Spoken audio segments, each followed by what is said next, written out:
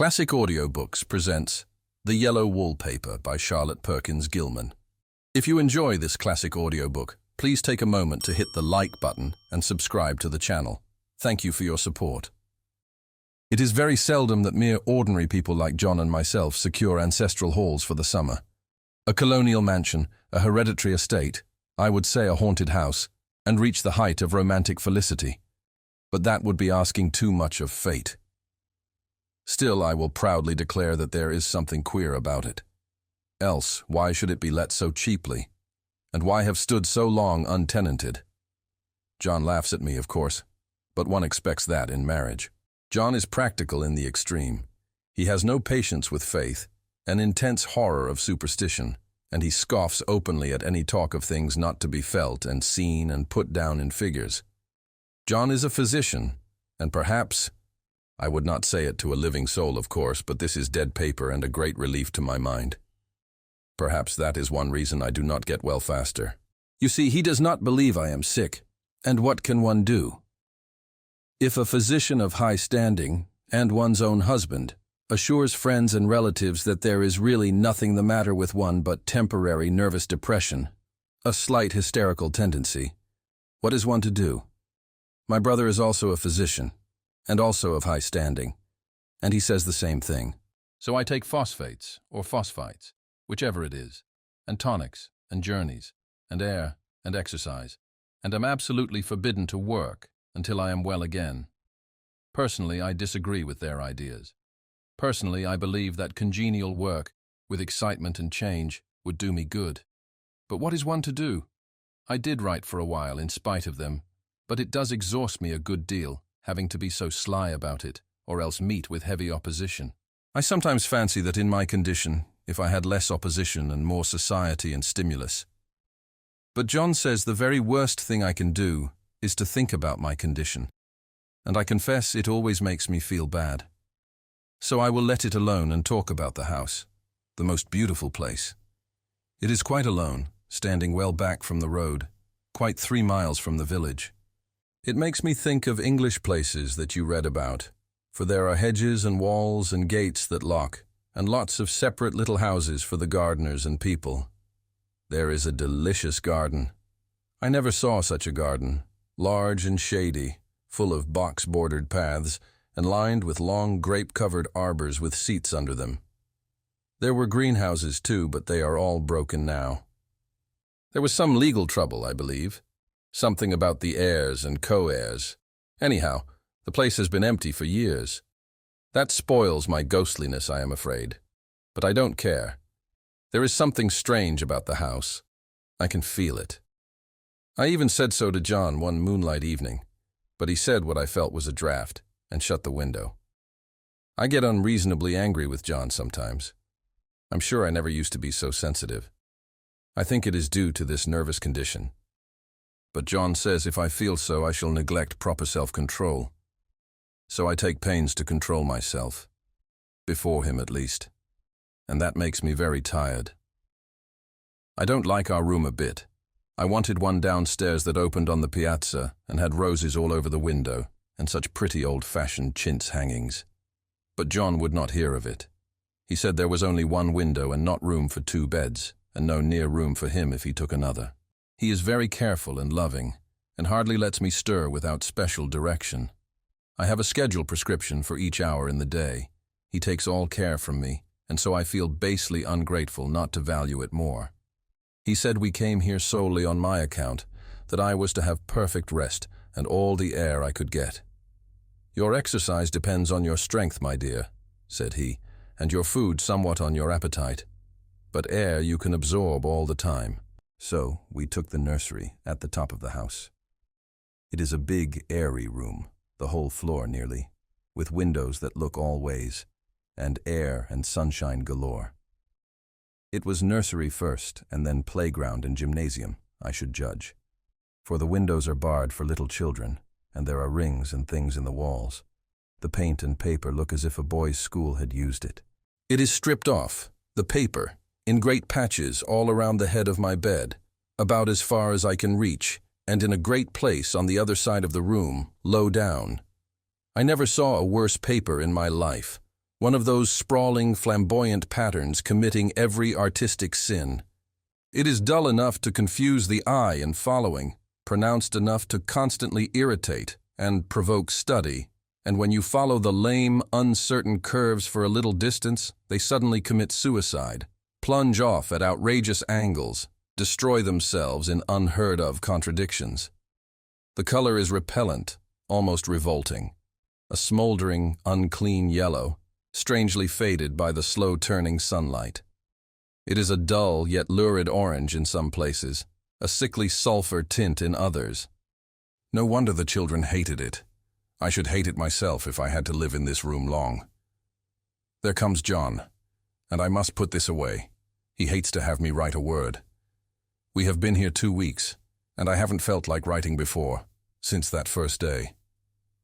I am sitting by the window now, up in this atrocious nursery, and there is nothing to hinder my writing as much as I please, save lack of strength. John is away all day, and even some nights when his cases are serious.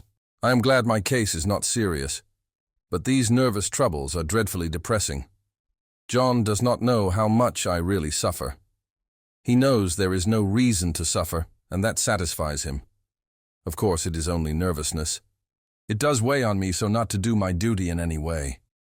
I meant to be such a help to John, such a real rest and comfort, and here I am a comparative burden already. Nobody would believe what an effort it is to do what little I am able, to dress and entertain and order things. It is fortunate Mary is so good with the baby, such a dear baby. And yet I cannot be with him. It makes me so nervous. I suppose John never was nervous in his life. He laughs at me so about this wallpaper. At first he meant to repaper the room, but afterwards he said that I was letting it get the better of me, and that nothing was worse for a nervous patient than to give way to such fancies. He said that after the wallpaper was changed it would be the heavy bedstead, and then the barred windows, and then that gate at the head of the stairs, and so on. You know the place is doing you good, he said. And really, dear, I don't care to renovate the house just for a 3 months rental. Then do let us go downstairs, I said. There are such pretty rooms there. Then he took me in his arms and called me a blessed little goose, and said he would go down cellar if I wished, and have it whitewashed into the bargain. But he is right enough about the beds and windows and things. It is as airy and comfortable a room as anyone need wish, and of course I would not be so silly as to make him uncomfortable just for a whim. I'm really getting quite fond of the big room, all but that horrid paper. Out of one window I can see the garden, those mysterious deep-shaded arbors, the riotous old-fashioned flowers, and bushes and gnarly trees. Out of another I get a lovely view of the bay and a little private wharf belonging to the estate. There is a beautiful shaded lane that runs down there from the house. I always fancy I see people walking in these numerous paths and arbors, but John has cautioned me not to give way to fancy in the least. He says that with my imaginative power and habit of story-making, a nervous weakness like mine is sure to lead to all manner of excited fancies, and that I ought to use my will and good sense to check the tendency. So I try. I think sometimes that if I were only well enough to write a little, it would relieve the press of ideas and rest me. But I find I get pretty tired when I try. It is so discouraging not to have any advice and companionship about my work. When I get really well, John says we will ask Cousin Henry and Julia down for a long visit, but he says he would as soon put fireworks in my pillowcase as to let me have those stimulating people about now. I wish I could get well faster. But I must not think about that. This paper looks to me as if it knew what a vicious influence it had. There is a recurrent spot where the pattern lolls like a broken neck and 2 bulbous eyes stare at you upside down. I get positively angry with the impertinence of it and the everlastingness. Up and down and sideways they crawl, and those absurd, unblinking eyes are everywhere. There is one place where 2 breadths didn't match, and the eyes go all up and down the line, one a little higher than the other. I never saw so much expression in an inanimate thing before, and we all know how much expression they have. I used to lie awake as a child and get more entertainment and terror out of blank walls and plain furniture than most children could find in a toy store. I remember what a kindly wink the knobs of our big old bureau used to have, and there was one chair that always seemed like a strong friend. I used to feel that if any of the other things looked too fierce, I could always hop into that chair and be safe. The furniture in this room is no worse than inharmonious, however, for we had to bring it all from downstairs. I suppose when this was used as a playroom they had to take the nursery things out, and no wonder. I never saw such ravages as the children have made here. The wallpaper, as I said before, is torn off in spots, and it sticketh closer than a brother. They must have had perseverance as well as hatred. Then the floor is scratched and gouged and splintered. The plaster itself is dug out here and there, and this great heavy bed, which is all we found in the room, looks as if it had been through the wars. But I don't mind it a bit, only the paper. There comes John's sister. Such a dear girl as she is, and so careful of me. I must not let her find me writing. She is a perfect and enthusiastic housekeeper, and hopes for no better profession. I verily believe she thinks it is the writing which made me sick, but I can write when she is out, and see her a long way off from these windows. There is one that commands the road, a lovely, shaded, winding road, and one that just looks off over the country. A lovely country, too, full of great elms and velvet meadows. This wallpaper has a kind of sub-pattern in a different shade, a particularly irritating one, for you can only see it in certain lights, and not clearly then. But in the places where it isn't faded, and where the sun is just so, I can see a strange, provoking, formless sort of figure that seems to sulk about behind that silly and conspicuous front design. There's Sister on the stairs. Well, the 4th of July is over. The people are gone and I am tired out. John thought it might do me good to see a little company, so we just had Mother and Nellie and the children down for a week. Of course I didn't do a thing. Jenny sees to everything now. But it tired me all the same. John says if I don't pick up faster, he shall send me to Weir Mitchell in the fall. But I don't want to go there at all. I had a friend who was in his hands once, and she says he is just like John and my brother, only more so. Besides, it is such an undertaking to go so far. I don't feel as if it was worthwhile to turn my hand over for anything, and I'm getting dreadfully fretful and querulous. I cry at nothing, and cry most of the time. Of course I don't when John is here, or anybody else. But when I am alone, and I am alone a good deal just now. John is kept in town very often by serious cases, and Jenny is good and lets me alone when I want her to. So I walk a little in the garden, or down that lovely lane, sit on the porch under the roses, and lie down up here a good deal. I'm getting really fond of the room in spite of the wallpaper. Perhaps because of the wallpaper. It dwells in my mind so. I lie here on this great immovable bed, it is nailed down, I believe, and follow that pattern about by the hour. It is as good as gymnastics, I assure you. I start, we'll say, at the bottom, down in the corner over there where it has not been touched, and I determine for the 1000th time that I will follow that pointless pattern to some sort of a conclusion. I know a little of the principle of design, and I know this thing was not arranged on any laws of radiation, or alternation, or repetition, or symmetry, or anything else that I ever heard of.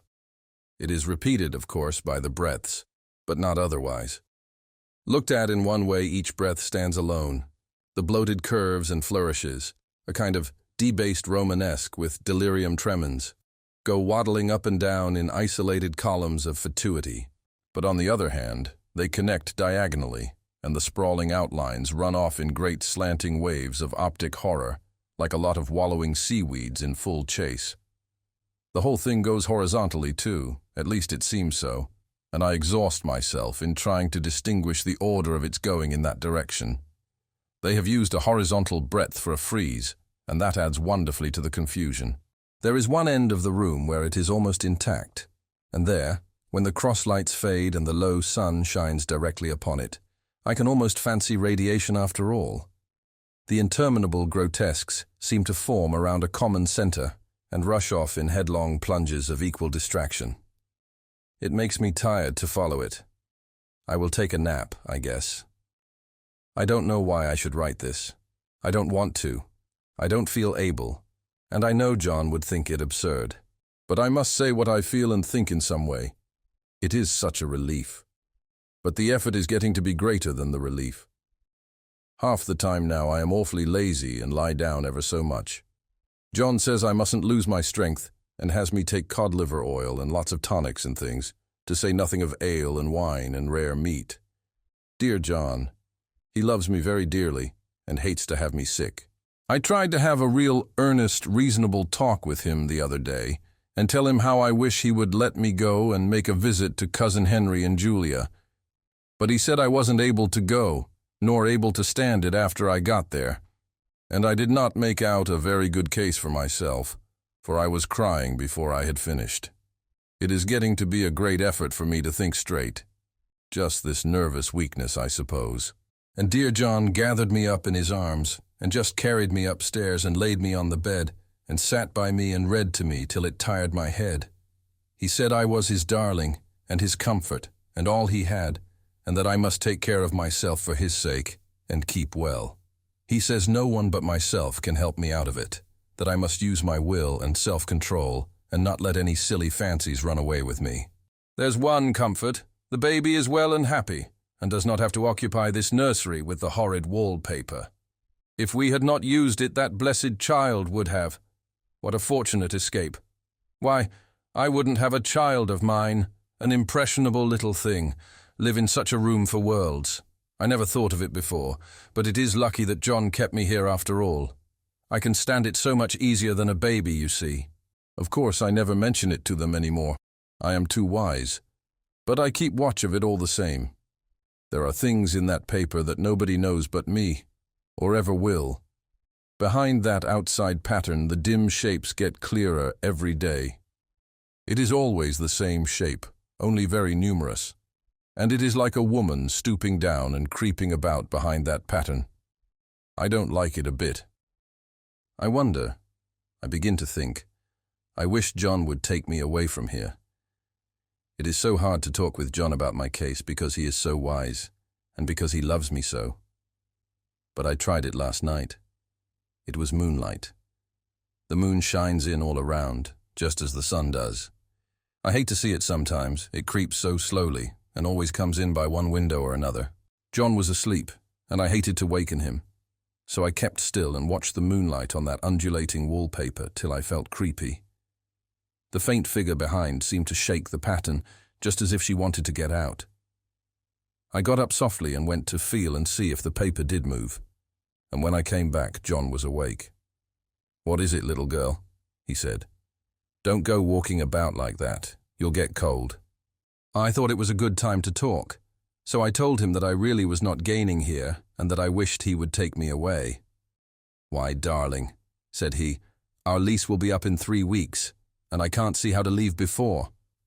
The repairs are not done at home, and I cannot possibly leave town just now.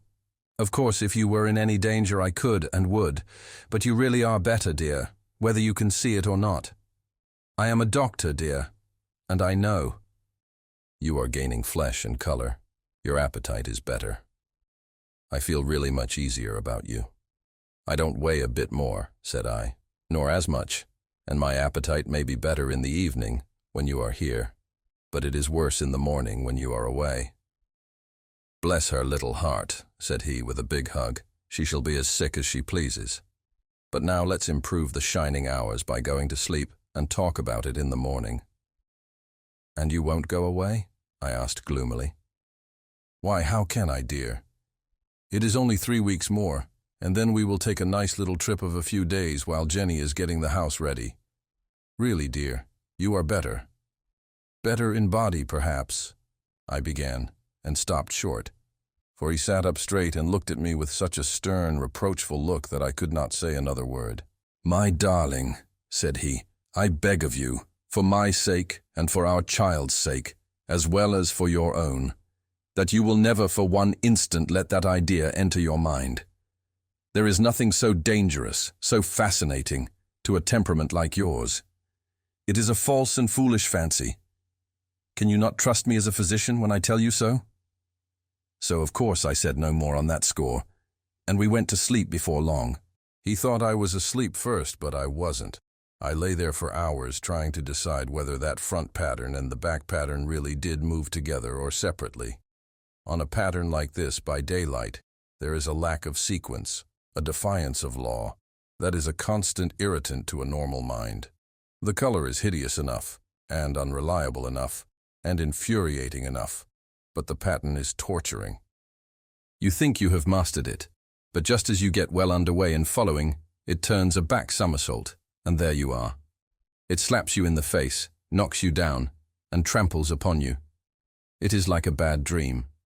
The outside pattern is a florid arabesque, reminding one of a fungus.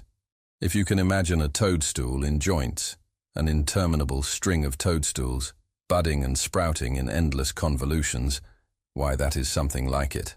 That is, sometimes. There is one marked peculiarity about this paper, a thing nobody seems to notice but myself, and that is that it changes as the light changes. When the sun shoots in through the east window, I always watch for that first long, straight ray. It changes so quickly that I never can quite believe it. That is why I watch it always. By moonlight. The moon shines in all night when there is a moon. I wouldn't know it was the same paper. At night, in any kind of light, in twilight, candlelight, lamplight, and worst of all by moonlight, it becomes bars. The outside pattern, I mean, and the woman behind it is as plain as can be. I didn't realize for a long time what the thing was that showed behind, that dim sub-pattern. But now I am quite sure it is a woman. By daylight she is subdued, quiet. I fancy it is the pattern that keeps her so still. It is so puzzling. It keeps me quiet by the hour. I lie down ever so much now. John says it is good for me, and to sleep all I can. Indeed, he started the habit by making me lie down for an hour after each meal. It is a very bad habit, I am convinced, for you see I don't sleep, and that cultivates deceit, for I don't tell them I'm awake. Oh no. The fact is I'm getting a little afraid of John. He seems very queer sometimes, and even Jenny has an inexplicable look. It strikes me occasionally just as a scientific hypothesis that perhaps it is the paper. I have watched John when he did not know I was looking, and come into the room suddenly on the most innocent excuses, and I've caught him several times looking at the paper. And Jenny, too. I caught Jenny with her hand on it once. She didn't know I was in the room, and when I asked her in a very quiet voice, with the most restrained manner possible, what she was doing with the paper, she turned around as if she had been caught stealing, and looked quite angry, asked me why I should frighten her so. Then she said that the paper stained everything it touched, that she had found yellow smooches on all my clothes and John's, and she wished we would be more careful. Did not that sound innocent? But I know she was. Studying that pattern, and I am determined that nobody shall find it out but myself. Life is very much more exciting now than it used to be. You see, I have something more to expect, to look forward to watch. I really do eat better, and am more quiet than I was. John is so pleased to see me improve. He laughed a little the other day, and said I seemed to be flourishing in spite of my wallpaper. I turned it off with a laugh. I had no intention of telling him it was because of the wallpaper. He would make fun of me. He might even want to take me away. I don't want to leave now until I have found it out.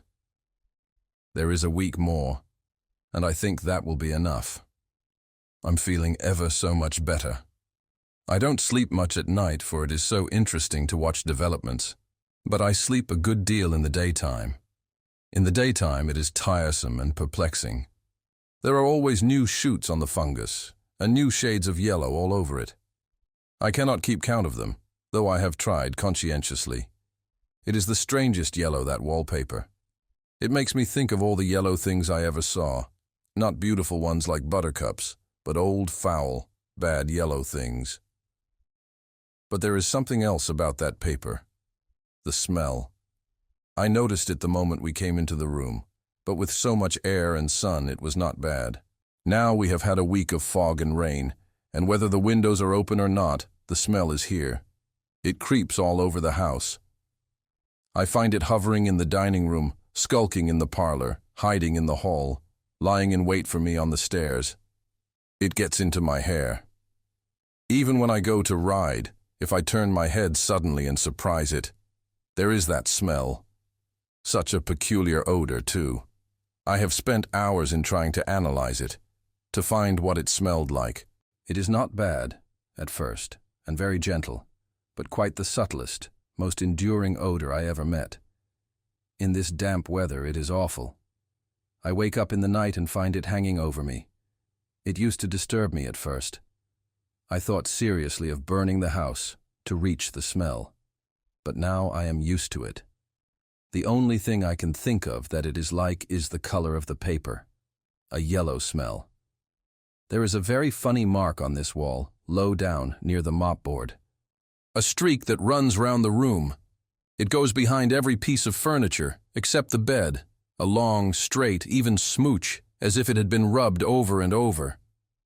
I wonder how it was done and who did it, and what they did it for. Round and round and round, round and round and round, it makes me dizzy.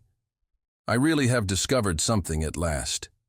Through watching so much at night, when it changes so, I have finally found out. The front pattern does move, and no wonder.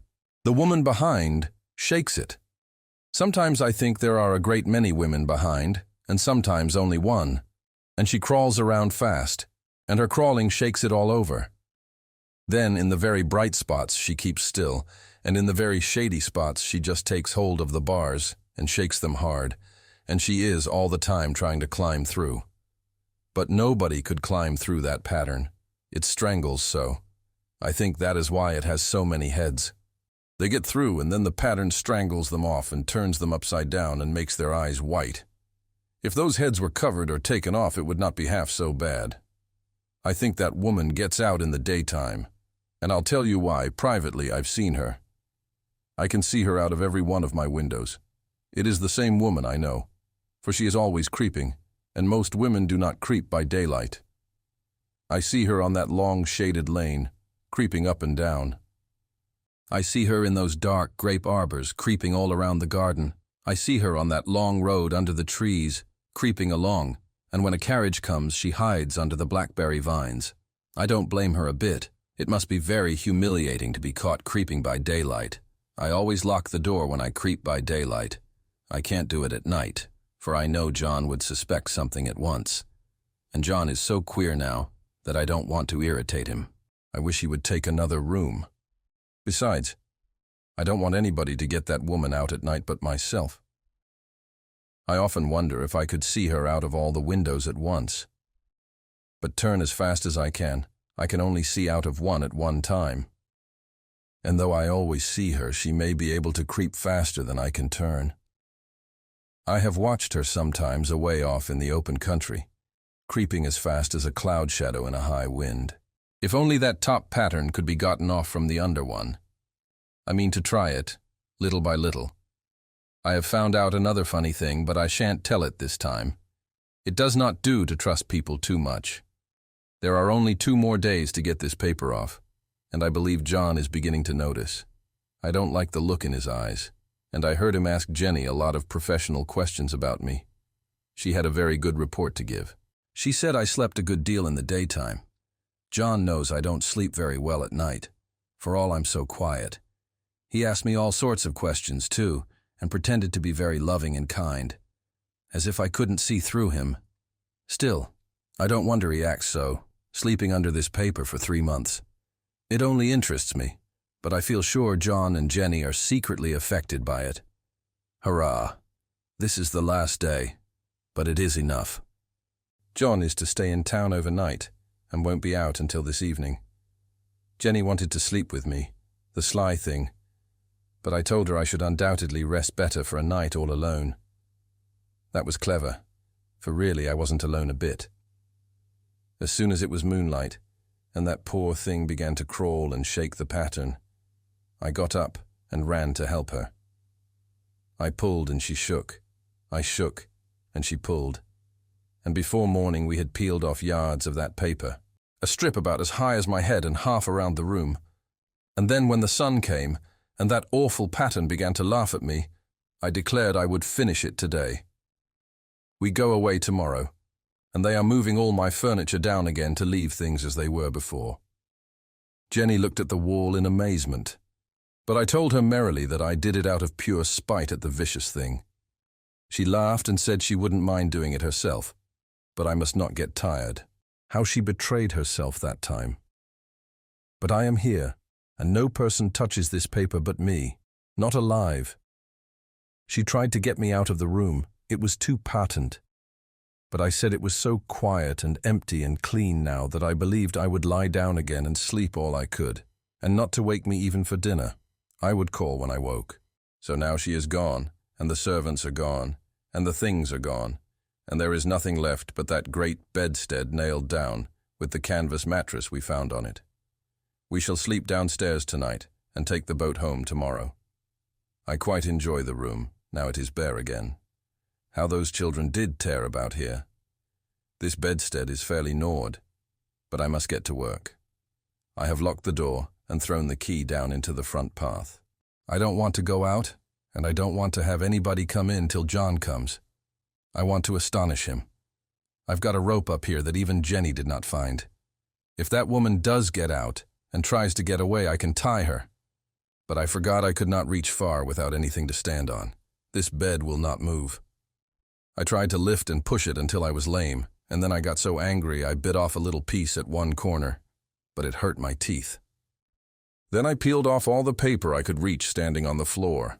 It sticks horribly, and the pattern just enjoys it. All those strangled heads and bulbous eyes and waddling fungus growths just shriek with derision. I am getting angry enough to do something desperate. To jump out of the window would be admirable exercise, but the bars are too strong even to try. Besides, I wouldn't do it. Of course not. I know well enough that a step like that is improper and might be misconstrued. I don't like to look out of the windows even. There are so many of those creeping women, and they creep so fast. I wonder if they all come out of that wallpaper as I did. But I am securely fastened now by my well-hidden rope. You don't get me out in the road there. I suppose I shall have to get back behind the pattern when it comes night, and that is hard. It is so pleasant to be out in this great room and creep around as I please. I don't want to go outside. I won't, even if Jenny asks me to. For outside you have to creep on the ground, and everything is green instead of yellow. But here I can creep smoothly on the floor, and my shoulder just fits in that long smooch around the wall, so I cannot lose my way. Why, there's John at the door. It is no use, young man, you can't open it. How he does call and pound. Now he's crying for an axe. It would be a shame to break down that beautiful door.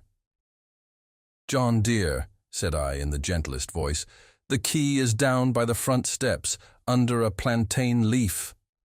That silenced him for a few moments. Then he said, very quietly indeed, open the door, my darling. I can't, said I. The key is down by the front door under a plantain leaf. And then I said it again, several times, very gently and slowly, and said it so often that he had to go and see, and he got it, of course, and came in. He stopped short by the door. What is the matter? He cried. For God's sake, what are you doing? I kept on creeping just the same, but I looked at him over my shoulder.